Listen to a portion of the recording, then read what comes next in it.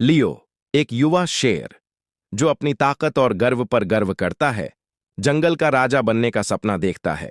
वह मानता है कि सिर्फ शक्ति से वह जंगल का शासक बन सकता है। लियो अपने आप को शेरों का राजा बनाने की कल्पना करता है और दूर से वर्तमान राजा किंग एरो को देखता है, यह सोचते हुए कि वह कैसे उसका स्थान ले सकता है। लियो दृढ़ निश्चय के साथ किंग एरो के पास पहुंचता है और उसे चुनौती देता है, यह कहते हुए कि वह उससे बेहतर शासक बन सकता है। किंग एरो, जो समझदार और शांत हैं, जवाब देते हैं कि सच्चे नेतृत्व के लिए सिर्फ शक्ति नहीं, बल्कि बहुत कुछ और भी चाहिए। वह लियो को अपनी योग्यता साबित करने के लिए कुछ परीक्षण देने का सुझाव देते हैं, जिसमें उसे नेतृत्व के गुण जैसे समझदारी, धैर्य और सहानुभूति सीखनी होगी। लियो को जानवरों के बीच एक क्षेत्र विवाद सुलझाने का कार्य सौंपा जाता है। लियो अपनी गर्वित मानसिकता से बहुत तेज और कड़े तरीके से फैसले लेने की कोशिश करता है, लेकिन उसका तरीका केवल तनाव को बढ़ाता है। जानवर और गुस्से में आ जाते हैं और लियो को समझ में आता है कि जल्दबाजी और तानाशाही से चीजें और भी बिगड़ जाती हैं। लियो को एक परिवार के बंदरों को भोजन खोजने में मदद करने का कार्य दिया जाता है।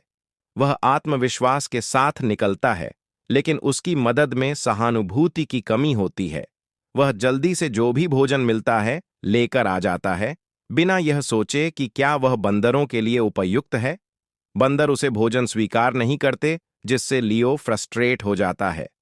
अब लियो सोचने लगता है कि क्या सिर्फ ताकत ही सब समस्याओं का हल है। लियो एक शिकारी को देखता है जो एक छोटे जानवर को धमकाता है।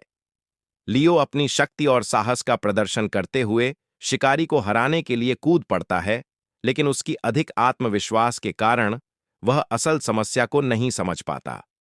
वह शिकारी को शारीरिक बल से हराता है, लेकिन इससे जंगल में हलचल मच जाती है, क्योंकि शिकारी का झुंड प्रतिशोध लेने के लिए आ जाता है। लियो अकेला बैठा है और अपनी गलतियों पर विचार कर रहा है। वह महसूस करता है कि सिर्फ शक्ति से वह जंगल का सही नेतृत्व नहीं कर सकता। उसे समझ में आता है कि एक सच्चे शासक को दूसरों को समझना, धैर्य रखना और ध्यान से सुनना पड़ता है। लियो का अहंकार घटने लगता है और वह अपनी गलतियों से सीखने की कोशिश करता है। लियो अब एक नया व्यक्ति बनकर किंग एरो के पास वापस जाता है। वह अपने दोष स्वीकार करता है और राजा से मार्गदर्शन की विनती करता है। किंग एरो मुस्कुराते हैं, लियो के बदलाव पर गर्व महसूस करते हैं और बताते हैं कि जंगल को एक ऐसे नेता की आवश्यकता है जो शक्ति और समझदारी का संतुलन रखता हो।